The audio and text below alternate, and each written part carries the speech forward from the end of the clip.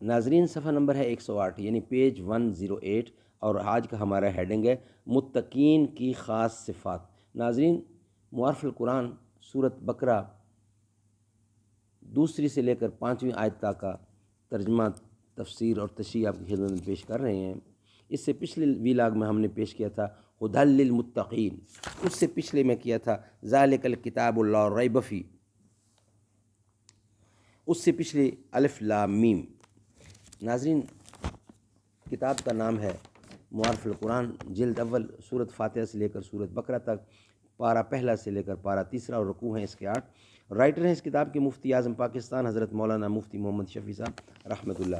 اعوذ باللہ السمیع العلیم من الشیطان الرجیم، بسم اللہ الرحمن الرحیم، الحمد للہ وکفی وسلام علی عبادہ الذین اصطفیٰ۔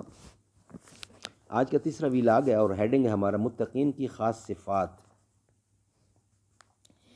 اس کے بعد 2 آیتوں میں متقین کی مخصوص صفات و علامات بیان کر کے یہ بتلا دیا گیا ہے کہ یہ جماعت ہدایت یافتہ ہے، انہی کا راستہ صراط مستقیم ہے، جس کو سیدھا راستہ مطلوب ہے اس جماعت میں شامل ہو جائے، ان کے ساتھ رہے، ان کے عقائد و نظریات اور اعمال و اخلاق کو اپنا نصب العین بنا لے۔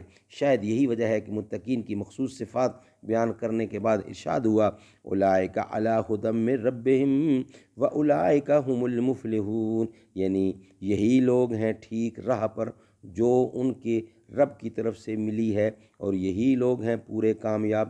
متقین کی صفات جو ان 2 آیتوں میں بیان ہوئی ہے، ان میں ایمان کی اجمالی تعریف اور اس کے بنیادی اصول بھی آ گئے ہیں، اور عمل صالح کے بنیادی اصول بھی، اس لیے ان صفات کو ذرا وضاحت کے ساتھ بیان کیا جاتا ہے۔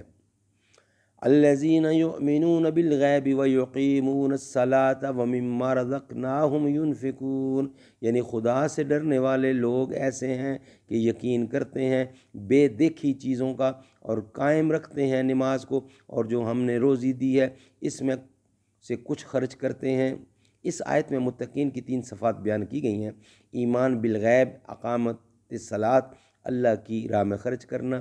اس کے ضمن میں بہت سے اہم مسائل آگے ہیں، ان کو کسی قدر تفصیل سے لکھا جاتا ہے۔ ناظرین ہمارا جو نیکسٹ ہیڈنگ ہے وہ ہے پہلا مسئلہ ایمان کی تعریف، وہ انشاءاللہ ہم آپ کی خدمت میں نیکسٹ ویلاگ میں پیش کریں گے۔ اللہ تعالی ہمیں عمل کرنے کی توفیق عطا فرمائے۔ صدق اللہ العلی العظیم و صدق رسولہ النبی الکریم۔